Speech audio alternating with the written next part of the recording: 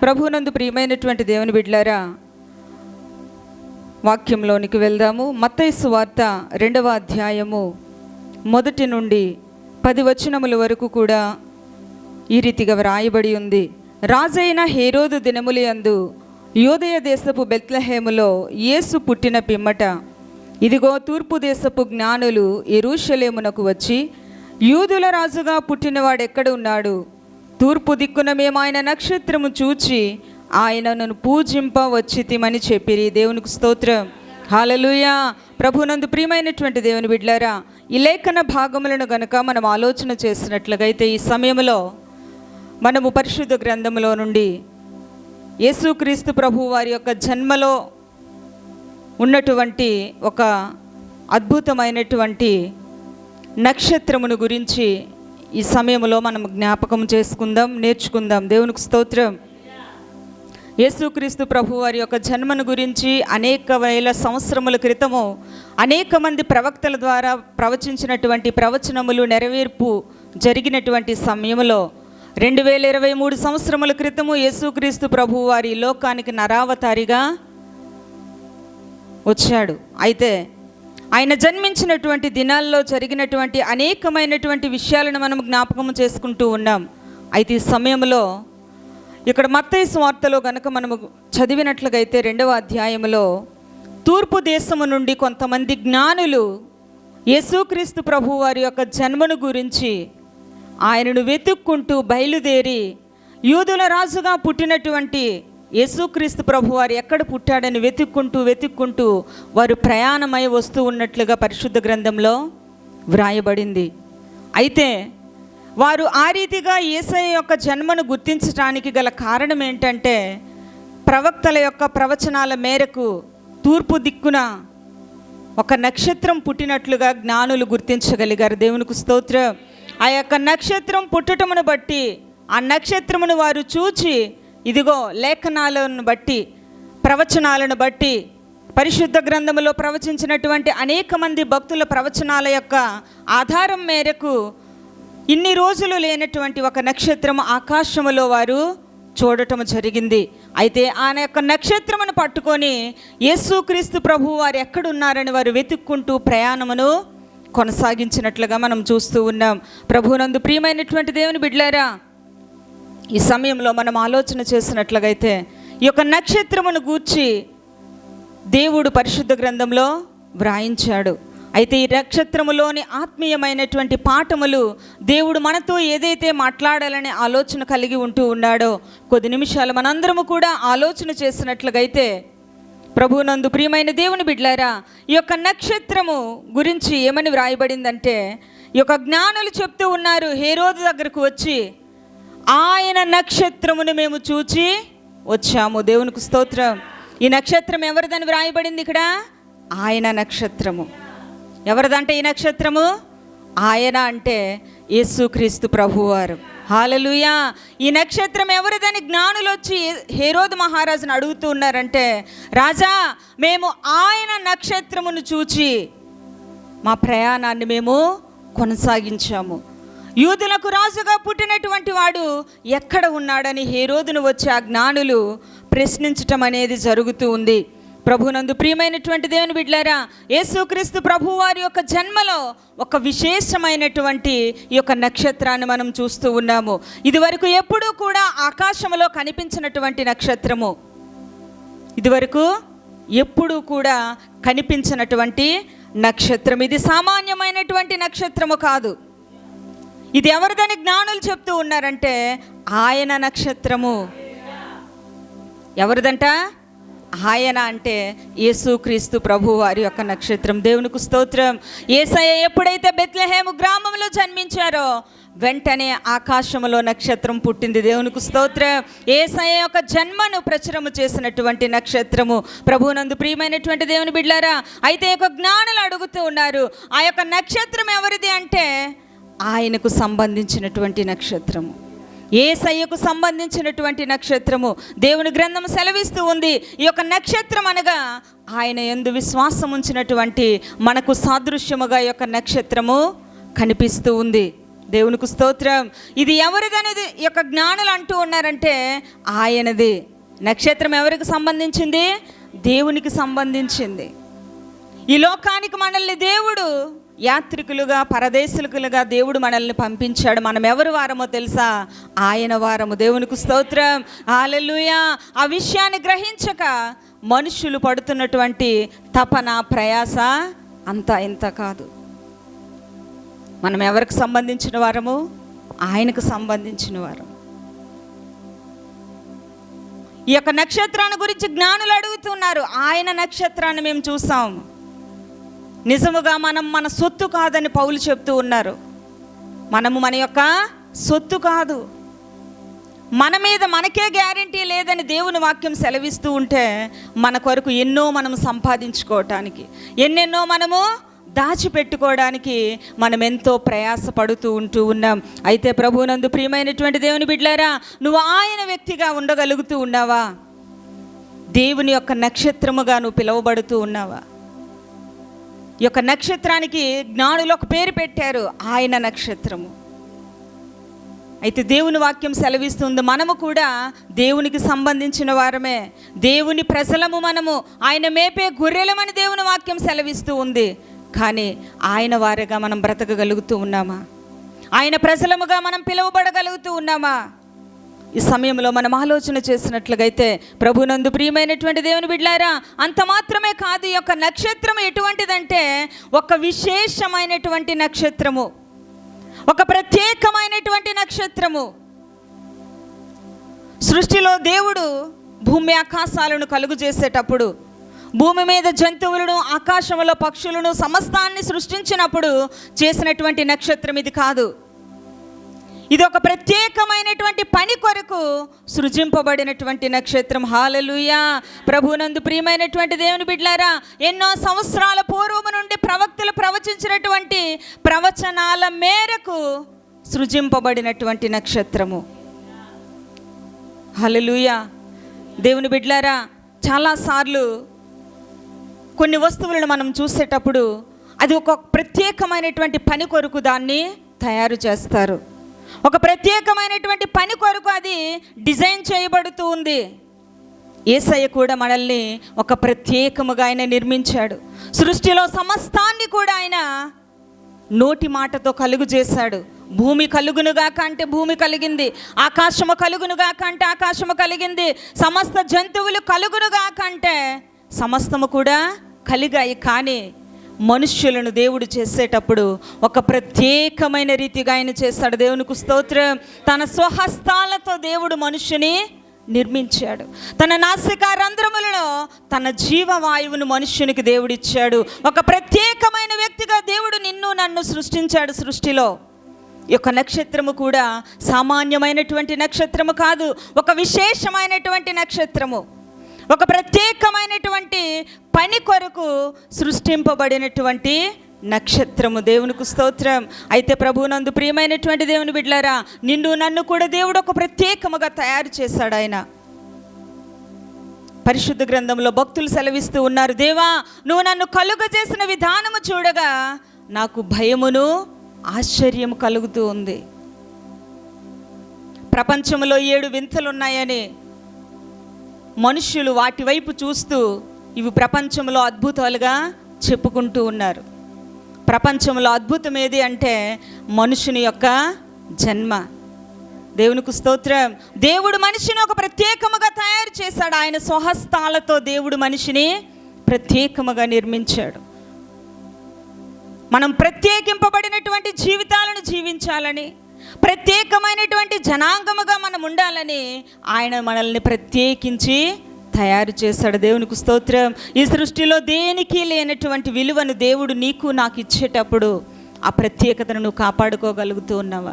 ఆ విలువలను నువ్వు గ్రహించగలుగుతూ ఉన్నావా? నువ్వు దేని నిమిత్తం నిర్మించబడ్డావో, నువ్వు దేని నిమిత్తం ఈ భూమి మీదకు పంపించబడ్డావో అన్నటువంటి సత్యాన్ని నువ్వు గ్రహించగలుగుతూ ఉన్నావా?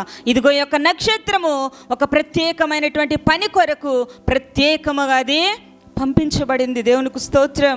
కాబట్టి ప్రభువునందు ప్రియమైనటువంటి దేవుని బిడ్డలారా, ఈ సమయంలో మనం ఆలోచన చేసినట్లుగైతే దేవుడు మనుష్యులను తనను మహిమపరచటానికి ఆయన నిర్మాణం చేసుకున్నాడు. కానీ మనుషులు ఆ విషయాన్ని మర్చిపోయి, నేను దేని నిమిత్తం సృష్టించబడ్డానో, నేను దేని నిమిత్తం ఈ యొక్క భూమి మీదకి పంపించబడ్డానో అన్నటువంటి విషయాన్ని గ్రహించకుండా తన కొరకు తాను ప్రయాసపడుతూ, అనేకులను చంపుతూ, అనేకులను బాధ పెడుతూ, మోసముతో, దగాతో, కుట్రతో ఈ లోకములో మనుషులు వారి జీవితాన్ని జీవిస్తూ ఉన్నారు.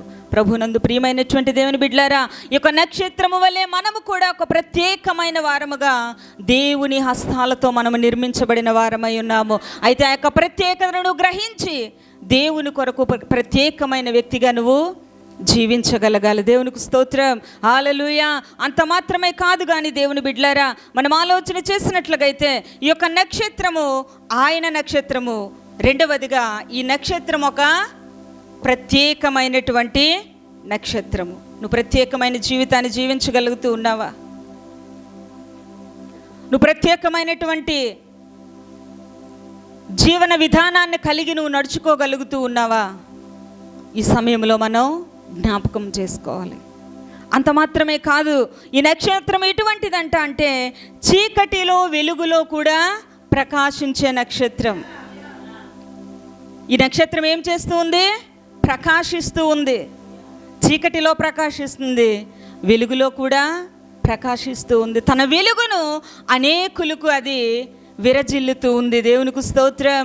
ప్రభునందు ప్రియమైనటువంటి దేవుని బిడ్డలారా, అంధకారమయమైనటువంటి ఈ లోకములోనికి దేవుడు నిన్ను నన్ను పంపించాడు. దేవుడు చెప్తూ ఉన్నాడు, నువ్వు లోకానికి వెలుగై ఉన్నావు. హల్లెలూయా. మనం ఏమై ఉన్నామని బైబిల్ చెప్తూ ఉంది? మనం వెలుగై ఉన్నాము. ఈ నక్షత్రం ఏం చేస్తూ ఉందో తెలుసా? ప్రకాశిస్తూ ఉంది. తన యొక్క వెలుగును లోకములోనికి విడుదల చేస్తూ ఉంది. అయితే యొక్క భూలోకములో పరిశుద్ధ గ్రంథంలో ఒక మాట వ్రాయబడి ఉంది, బుద్ధిమంతులు ఆకాశ మండలములోని జ్యోతులను పోలి ఉన్నారంట. మనుష్యులను దానియేలు భక్తుడు ఏమని మాట్లాడుతూ ఉన్నాడంటే, బుద్ధిమంతులు ఆకాశ మండలములోని నక్షత్రములను పోలి ఉన్నారు. ఆ నక్షత్రాలము మనమే. అయితే నీ వెలుగును నువ్వు ప్రకాశింపజేయగలుగుతూ ఉన్నావా, లేక ఆరిపోయిన నక్షత్రముగా, వెలుగు లేనటువంటి నక్షత్రముగా, ఇతరులను వెలిగించలేనటువంటి నక్షత్రముగా నీ జీవితాన్ని నువ్వు కొనసాగిస్తూ ఉన్నావా? ఇదిగో ఈ జ్ఞానులకు మార్గము చూపినటువంటి ఈ నక్షత్రము రాత్రనక పగలనక తన వెలుగును ప్రకాశింపచేస్తూనే ఉంది. ఆ యొక్క జ్ఞానులను దేవుని యొద్దకు నడిపించేంత వరకు కూడా తన వెలుగును ప్రకాశింపచేస్తూ ఉంది. దేవునికి స్తోత్రం. ప్రభువునందు ప్రియమైనటువంటి దేవుని బిడ్డలారా, మరి నీ యొక్క వెలుగును నువ్వేం చేస్తూ ఉన్నావు? నీ వెలుగును ప్రకాశింపచేయగలుగుతూ ఉన్నావా? లేకపోతే దేవుని వాక్యం సెలవిచ్చిన రీతిగా, ఇదిగో దీపమును వెలిగించి ఎవడైనను కొంచెము కింద కానీ మంచము కింద కానీ పెట్టడంట, దాన్ని అనేకులకు వెలిగించేటట్లుగా దీపస్తంభం మీద పెట్టాలి. నువ్వు కొంచెము కిందకు మంచం కిందకు వెళ్ళటానికి దేవుడు నిన్ను వెలిగించలేదు, నువ్వు అనేకులను వెలిగించటానికి. ఈ నక్షత్రం ఎలాగైతే జ్ఞానులను యేసయ్య దగ్గరకు నడిపించిందో, నువ్వు కూడా అనేకులను వెలిగిస్తూ, నిన్ను నువ్వు వెలిగించుకుంటూ ఆ వెలుగును అనేకుల మీద ప్రజ్వరింపలింప చేసటానికే యేసయ్య నిన్ను ఒక నక్షత్రముగా ఈ లోకంలో ఉంచాడు. దేవునికి స్తోత్రం, హల్లెలూయా. ప్రభునందు ప్రియమైనటువంటి దేవుని బిడ్డలారా, దానియేలు గ్రంథంలో మనం చూసినట్లుగైతే 12వ అధ్యాయం 3వ వచనంలో ఈ రీతిగా వ్రాయబడి ఉంది, బుద్ధిమంతులైతే ఆకాశ మండలములోని జ్యోతులను పోలిన వారై ప్రకాశించెదరు. బుద్ధిమంతులైతే ఆకాశములో జ్యోతులు. ఎక్కడ జ్యోతులంట? ఆకాశములో. ఆకాశం ఎక్కడుంది? ఉన్నతముగా ఉంది, చాలా ఉన్నతముగా ఉంది. ఎవరైతే దేవుని కొరకు ఆకాశములో జ్యోతుల వల్లే ఎవరుంటారంటే, వారిని దేవుడు ఎలా ఉంచాలనుకుంటున్నాడంటే ఒక ఉన్నతముగా ఉంచాలనుకుంటూ ఉన్నాడు. నక్షత్రం ఎక్కడ ఉంటుంది? కిందన ఉండదు, కాళ్ళ క్రింద ఉండదు. ఎక్కడుంటుందంటే అన్నిటికీ పైగా ఉంటుంది. దేవుడు నిన్ను ఉన్నతముగా ఉంచాలనుకుంటూ ఉన్నాడు. నిన్ను నేను తలగా ఉంచుతానన్నాడు ఆయన. హల్లెలూయా. నక్షత్రము సృష్టి అంతటిలో కూడా ఎత్తుగా ఉంది. నిన్ను కూడా దేవుడు ఉన్నతముగా ఆయన మహిమపరచాలని ఇష్టపడుతూ ఉన్నాడు. హల్లెలూయా. అయితే ప్రభునందు ప్రియమైనటువంటి దేవుని బిడ్డలారా, కానీ నీతి మార్గమును అనుసరించి నడుచుకొనున్నట్లు ఎవరు అనేకులను త్రిప్పుదురో వారు నక్షత్రం వలె నిరంతరము ప్రకాశించెదరు. ఇక్కడ ఒకే వచనములో 2 మాటలను దానియేలు మనకు జ్ఞాపకం చేస్తూ ఉన్నారు. ఎవరైతే బుద్ధిమంతులుగా ఉంటారో వారు ఆకాశములో జ్యోతులుగా ప్రకాశిస్తారు, బాగుంది. కానీ ఎవరైతే అనేకులను నీతి మార్గమును అనుసరించటానికి, దేన్ని అనుసరించటానికి? నీతి మార్గమును అనుసరించటానికి అనేకులను ఎవరైతే ప్రభువు వైపునకు త్రిప్పుతారో వారు నిరంతరము కూడా నక్షత్రము వలె ప్రకాశిస్తారంట. దేవునికి స్తోత్రం. ఈ యొక్క జ్ఞానులను నడిపించినటువంటి నక్షత్రం ఏం చేస్తుందంటే చీకటిలోను వెలుగులోను పగలు రాత్రి తేడా లేకుండా ప్రకాశిస్తూ జ్ఞానులను నడిపిస్తూ ఉంది. అయితే ఎవరైతే నీతి మార్గమును అనుసరించేటట్లు అనేకులను దేవుని వైపు ఎవరైతే త్రిప్పుతారో వారు ఆకాశమందు నక్షత్రాల వలె నిరంతరము ప్రకాశిస్తారంట. దేవునికి స్తోత్రం. హల్లెలూయా. నువ్వు నిరంతరము ప్రకాశించే ఒక నక్షత్రముగానే ఉండాలంటే నీతి మార్గములోనికి నువ్వు అనేకులను ఏం చేయాలి? త్రిప్పే వ్యక్తిగా ఉండాలి. హల్లెలూయా, హల్లెలూయా. కాబట్టి ప్రభువునందు ప్రియమైనటువంటి దేవుని బిడ్డలారా, ఆకాశములో నక్షత్రము వలె నువ్వు నిరంతరము నీ వెలుగును అనేకుల మీద ప్రకాశింపచేసే వ్యక్తిగా ఉండాలంటే నీతి మార్గంలోనికి నువ్వు అనేకులను నడిపించే వ్యక్తిగా ఉండాలి. ఈ యొక్క జ్ఞానులని నక్షత్రం ఏం చేస్తూ ఉందంటే తన వెలుగుతో జ్ఞానులను ముందుకు నడిపిస్తూ ఉంది. దేవునికి స్తోత్రం. ప్రభువునందు ప్రియమైనటువంటి దేవుని బిడ్డలారా, ఈ నక్షత్రము తన ప్రకాశమైనటువంటి వెలుగుతో జ్ఞానులను యేసయ్య దగ్గరికి నడిపించింది. ఈ యొక్క జ్ఞానులు అంటే సామాన్యమైనటువంటి వారు కాదు. పరిశుద్ధ గ్రంథంలో వారిని గురించి జ్ఞానులను వ్రాయబడింది. వారు వేదాంతమును ఎరిగినటువంటి వారు, సకల ధర్మశాస్త్రాలను కూడా వారు నైపుణ్యముగా ఎరిగినటువంటి జ్ఞానులనే అది నడిపించగలిగిందంటే నక్షత్రమునకు ఎంత విలువైనటువంటి ఒక ప్రకాశవంతమైనటువంటి తేజస్సును దేవుడిచ్చాడు. దేవునికి స్తోత్రం. నువ్వెవరిని నడిపించగలుగుతూ ఉన్నావు యేసయ్య దగ్గరకు? జ్ఞానులనే ఈ నక్షత్రము నడిపించగలిగింది. దేవునికి స్తోత్రం. మరి నీ యొక్క వెలుగు ద్వారా ఎంతమందిని దేవుని దగ్గరకు నడిపించగలుగుతూ ఉన్నామని మనం ఈ సమయంలో ఆలోచన చేయవలసిన వారమై ఉన్నాం. దేవునికి స్తోత్రం. ప్రభువునందు ప్రియమైనటువంటి దేవుని బిడ్డలారా, ఈ యొక్క నక్షత్రము మొదటిగా అది యేసయ్య యొక్క నక్షత్రము, రెండవదిగా అది ఒక ప్రత్యేకమైనటువంటి నక్షత్రము, మూడవదిగా అది ప్రకాశింపచేసినటువంటి నక్షత్రము. చీకటిలో వెలుగులో కూడా పగలు రాత్రి తేడా లేకుండా అది ప్రకాశిస్తూనే ఉంది. దేవునికి స్తోత్రం. హల్లెలూయా.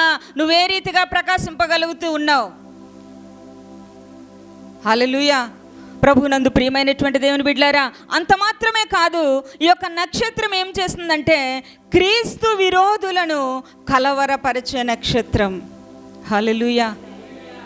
ఏం చేస్తుందంటే ఈ నక్షత్రం ఏం చేస్తుందమ్మా? హేరోదు రాజు ఈ సంగతి విన్నప్పుడు అతడును అతనితో కూడా యెరూషలేము వారందరూ కలవరపడిరి. ఎప్పుడైతే ఇక జ్ఞానులు వచ్చి హేరోదు మహారాజు దగ్గర చెప్పారో, రాజా, మేము ఆకాశంలో తూర్పు దిక్కున ఒక నక్షత్రాన్ని చూసి యూదుల రాజుగా పుట్టినవాడు ఎక్కడున్నాడని మేము ప్రయాణం చేసుకుంటూ వచ్చాం రాజా అనగానే, ఆ నక్షత్రం యొక్క మాట వినగానే హేరోదు మహారాజుకి తనతో ఉన్నవారికి ఏం కలిగిందంట? కలవరము, భయము, ఆందోళన కలిగించినటువంటి నక్షత్రం. దేవునికి స్తోత్రం. హల్లెలూయా. ప్రభువునందు ప్రియమైనటువంటి దేవుని బిడ్డలారా, క్రీస్తు విరోధులకు ఈ నక్షత్రం ఏం కలుగజేస్తుంది? కలవరాన్ని కలిగించేదిగా ఉంది. నువ్వు కలవరాన్ని కలిగించే నక్షత్రముగా ఉన్నావా, లేక నువ్వే కలవరపడినటువంటి నక్షత్రముగా బ్రతుకుతూ ఉన్నావా? నిన్ను చూసినటువంటి క్రీస్తు విరోధులు, క్రీస్తుకు వ్యతిరేకమైనటువంటి వారు నిన్ను చూసేటప్పుడు వారిని చూసి నువ్వు భయపడుతున్నావా? నిన్ను చూసి వారు కలవరపడుతూ ఉన్నారా? ఏ రీతిగా అంటే నీ విశ్వాసాన్ని చూసి, నీ పరిశుద్ధ జీవితాన్ని చూసి, నీ భక్తిని చూసి, నీ యథార్థతను చూసి, దేవుని మందిరానికి నువ్వు వెళ్ళే విధానముని చూసి, దేవునిలో నువ్వు నడుచుకున్నటువంటి యొక్క నడవడిని చూసి అనేకులు ఏం చెందాలో తెలుసా? కలవరము చెందాలి, భయపడాలి. అవును, వీరు నిజముగానే దేవుని యొక్క బిడ్డలు, వీరు నిజముగానే దేవుని యొక్క నక్షత్రాలు. హల్లెలూయా, హల్లెలూయా.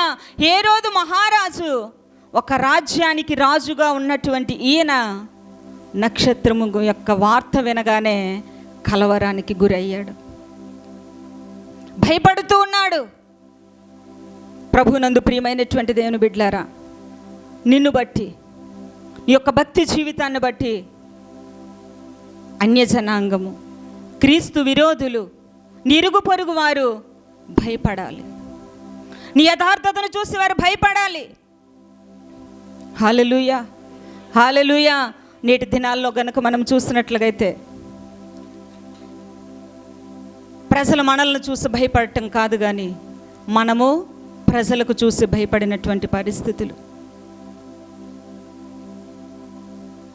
విశ్వాసముతో ముందు కొనసాగటానికి భయం, దేవుని మందిరానికి వెళ్ళటానికి భయం, దేవునిలో సమర్పణ జీవితం కలిగి జీవించటానికి భయం.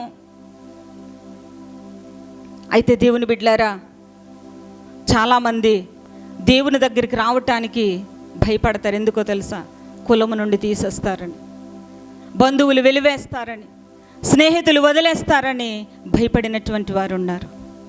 కానీ నీ యొక్క ఆత్మీయ జీవితమును బట్టి, నీ యొక్క సమర్పణ జీవితమును బట్టి, నీ యథార్థతను బట్టి, నీ పరిశుద్ధతను బట్టి అనేకులు కలవరము చెందేవారిగా ఉండాలి. దేవునికి స్తోత్రం, హల్లెలూయా. యేసుక్రీస్తు ప్రభు వారు చనిపోయిన తరువాత ఆయన యొక్క శిష్యులు యేసయ్యను గురించి ప్రకటన చేస్తూ ఉన్నటువంటి దినాల్లో అనేకులు ఆయన శిష్యులు వెళ్తున్నటువంటి ప్రాంతాల్లో అనుకునేవారంట, అమ్మో, భూలోకాన్ని తలక్రిందులుగా చేసినటువంటి వారు ఇక్కడికి వచ్చేసారు. హల్లెలూయా. దేన్ని తలక్రిందులు చేస్తూ ఉన్నారు? భూలోకాన్ని తలక్రిందులుగా చేసినటువంటి వారు, సర్వలోకనాథుని యొక్క శిష్యులు. వాళ్ళను చూసి అనేకులు కలవరము చెందేవారు. హల్లెలూయా, హల్లెలూయా. ప్రభునందు ప్రియమైనటువంటి దేవుని బిడ్డలారా, అనేకులను కలవరపరిచి ఆయన శిష్యులు మరణానికి భయపడలేదు, శ్రమలకు భయపడలేదు, మనుషులకు భయపడలేదు, కులానికి భయపడలేదు, కుటుంబాలకు భయపడలేదు. కేవలం వారిని సృజించినటువంటి దేవునికి మాత్రమే భయపడి వారి కొరకు హతసాక్షులుగా మారారు. దేవునికి స్తోత్రం, హల్లెలూయా. ప్రభునందు ప్రియమైనటువంటి దేవుని బిడ్డలారా, దేవుని నువ్వు వెంబడించడానికి ఎవరిని చూసి నువ్వు భయపడుతున్నావా? లేకపోతే నీ విశ్వాస జీవితమే అనేకులకు కలవరము కలిగించే రీతిగా నువ్వు బ్రతుకుతూ ఉన్నావా? కులంలో తీసేస్తారని, శుభకార్యాలకు రారని చాలామంది అన్యజనుల ఆచారాల్లోనికి వెళ్ళిపోతూ ఉన్నారు. బహుభయంకరమైనటువంటి దినాలను మనం చూస్తూ ఉన్నాం. ప్రభునందు ప్రియమైనటువంటి దేవుని బిడ్డలారా, నీ విశ్వాస జీవితము ఎదుటి వారికి భయము పుట్టించేదిగా ఉండాలి, కానీ నువ్వు భయపడే స్థితిలోనికి ఉండకూడదు. ఈ యొక్క నక్షత్రమును గురించి హేరోదు వినేటప్పుడు కలవరము చెందాడు. అయితే ఈ సమయంలో నీ విశ్వాసమును బట్టి, నీ యథార్థతను బట్టి అనేకులు కూడా చెప్పుకోగలిగినటువంటి స్థితిలోనికి, అమ్మో, ఆవిడ పరిశుద్ధ జీవితము, ఆమెలా మనం బ్రతకలేము, ఆమెలా మనం ప్రార్థన చేయలేము, ఆయనలా మనం విశ్వాసంలో కొనసాగలేమని అనేకులు నిన్ను గూర్చి కలవరము చెందే రీతిగా. హల్లెలూయా, హల్లెలూయా. ప్రభునందు ప్రియమైనటువంటి దేవుని బిడ్డలారా, అంత మాత్రమే కాదు దేవుని బిడ్డలారా, ఈ యొక్క నక్షత్రం ఏం చేస్తుందో తెలుసా? జ్ఞానులని ఆనందింపచేసే నక్షత్రం. హల్లెలూయా. ఈ నక్షత్రం ఏం చేసిందంట? జ్ఞానులకు ఆనందభరితులుగా చేసింది. ఈ నక్షత్రాన్ని వారు వెంబడిస్తూ వెంబడిస్తూ వెంబడిస్తూ వారి ప్రయాణాన్ని కొనసాగిస్తున్నటువంటి ఆ సమయంలో ఈ నక్షత్రము ఎదురుగా వెళ్ళి వెళ్ళి ఒక ఇంటి దగ్గర నిలిచిపోయింది. వెంటనే జ్ఞానులు ఆ యొక్క నక్షత్రం ఎక్కడైతే ఆగిందో అక్కడే యేసుక్రీస్తు ప్రభు వారు బాలుడిగా ఉన్నటువంటి స్థలమునకు వచ్చేసామని ఎంతగానో వారు అత్యానంద భరితులయ్యారంట. దేవునికి స్తోత్రం, హల్లెలూయా. ప్రభునందు ప్రియమైనటువంటి దేవుని బిడ్డలారా, నక్షత్రాన్ని చూసినటువంటి జ్ఞానులు అత్యానందానికి లోనయ్యారు. నక్షత్రాన్ని చూసినటువంటి జ్ఞానులు సంతోషానికి లోనయ్యారు. ఎందుకో తెలుసా? సర్వలోక మానవాళి కొరకు తన ప్రాణాన్ని అర్పించడానికి వచ్చినటువంటి యేసుక్రీస్తు ప్రభు వారు ఉన్నటువంటి స్థలానికి ఆ నక్షత్రం వీరిని తోడుకొని వచ్చింది. దేవునికి స్తోత్రం, హల్లెలూయా. ప్రభునందు ప్రియమైనటువంటి దేవుని బిడ్డలారా, ఇది లోకంలో దొరికినటువంటి సంతోషము కాదు, యేసయ్య ఇచ్చినటువంటి సంతోషము. నక్షత్రాన్ని చూసినటువంటి జ్ఞానులు ఆనందభరితులుగా ఉంటూ ఉన్నారు. మరి నిన్ను చూసినటువంటి నీ యొక్క రక్షకుడు, నీ కొరకు ప్రాణం పెట్టినటువంటి యేసయ్య, నీ కొరకు మరలా యొక్క లోకానికి వచ్చి నిన్ను తనతో కూడా యుగయుగాలు ఉండటానికి తీసుకువెళ్ళటానికి వచ్చినటువంటి యేసుక్రీస్తు ప్రభువారు నిన్ను చూసి ఆనందించగలిగే వ్యక్తిగా ఉండగలరా? నిన్ను చూసి ఆయన ఆనందించగలిగే స్థితిలో ఉంటూ ఉన్నావా నువ్వు? నీ ఆత్మీయ జీవితం ఏ రీతిగా ఉంది? నీ పరిశుద్ధ జీవితం ఏ రీతిగా ఉంది? నిన్ను బట్టి దేవుడు ఆనందించగలుగుతూ ఉన్నాడా, లేదా నిన్ను బట్టి ఆయన దుఃఖించగలుగుతూ ఉన్నారా? కన్నీరు కారుస్తున్నారా? అయ్యో లోబడినటువంటి ప్రజల వైపు దినమెల్ల నా చేతులు చాపి ఉన్నానని దేవుని వాక్యం సెలవిస్తూ ఉంది. హల్లెలూయా, హల్లెలూయా. ప్రభునందు ప్రియమైనటువంటి దేవుని బిడ్డలారా, ఈ నక్షత్రాన్ని చూసినటువంటి జ్ఞానులకు ఆనందం కలిగింది. మరి నిన్ను చూసినటువంటి వారికి, నిన్ను చూసినటువంటి వారు నిన్ను ఏ రీతిగా ఎదుర్కోగలుగుతూ ఉన్నారు?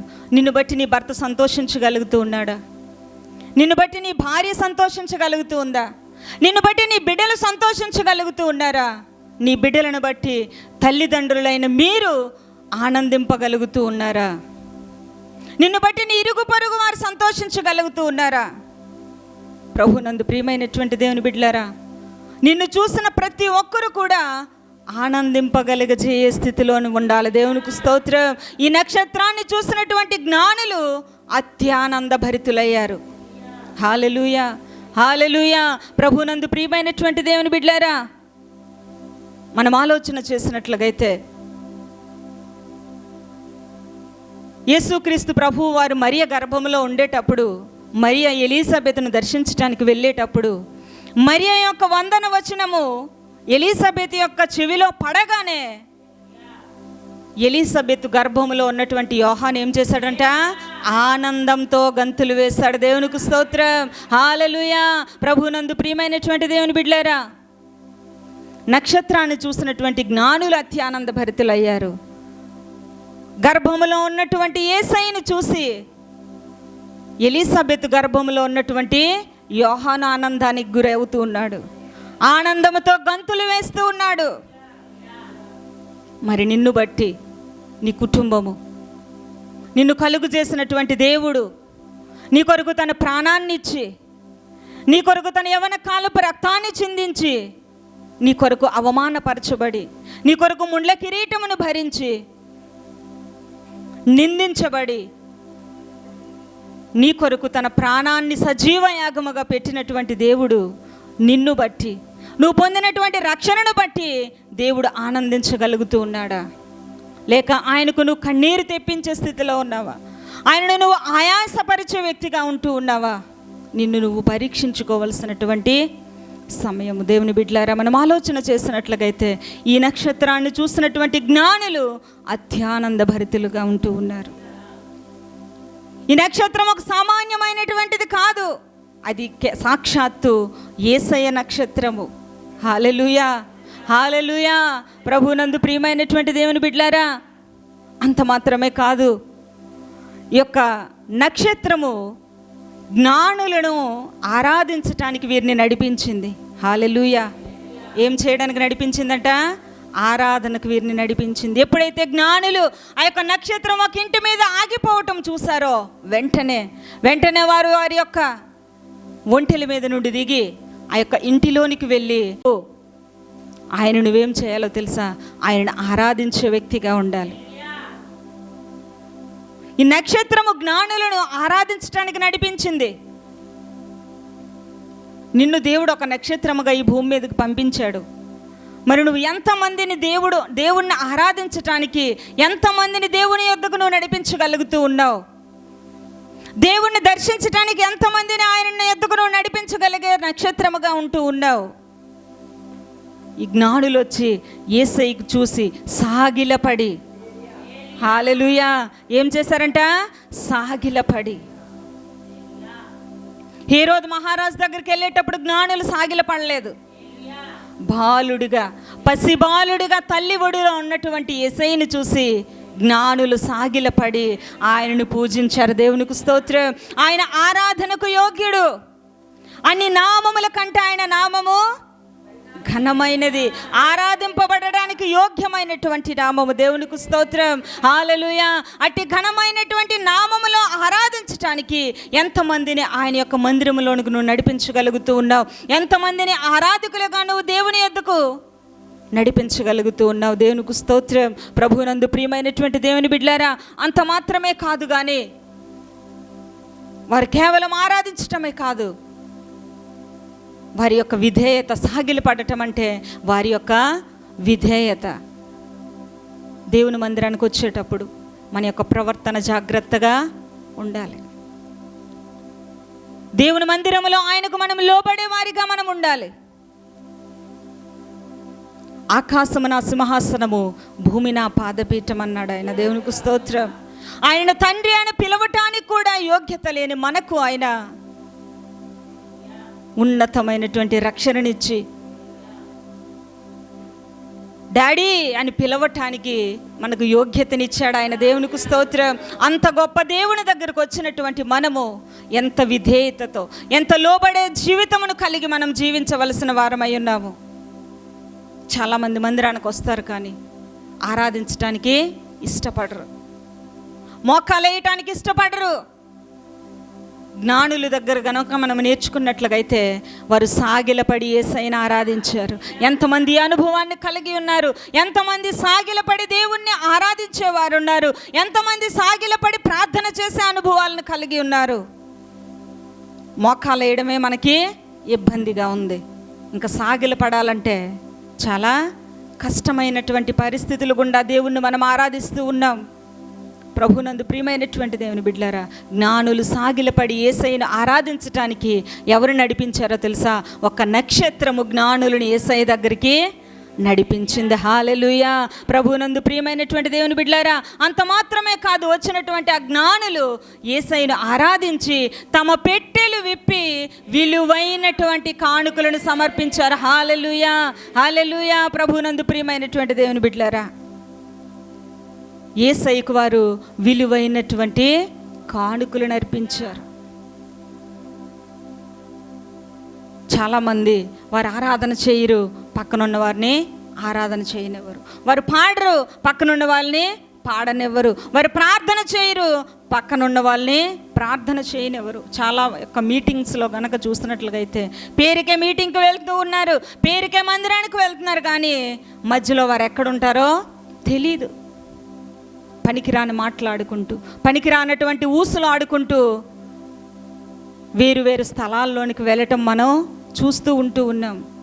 అయితే జ్ఞానులైతే సాగిలపడి దేవుణ్ణి ఆరాధించి దేవుణ్ణి ఘనపరిచి విలువైనటువంటి కానుకలను వారు అర్పించారు. దేవునికి స్తోత్రం. ప్రభునందు ప్రియమైనటువంటి దేవుని బిడ్డలారా, ఈ యొక్క సమయంలో మనం ఆలోచన చేసినట్లుగైతే ఆయనే ఈ లోకానికి ఒక గొప్ప బహుమానముగా నీ కొరకు నా కొరకు ఆయన వచ్చి ఉన్నాడు. హల్లెలూయా, హల్లెలూయా.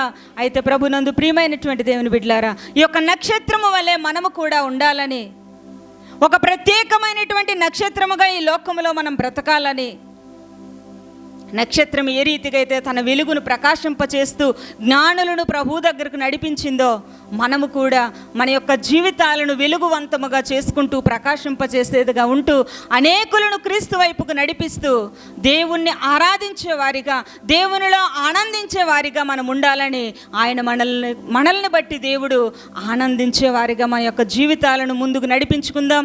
అందరూ కూడా తలలు వంచి కళ్ళు మూసుకున్నట్లుగైతే ప్రార్థన చేసుకుందాం.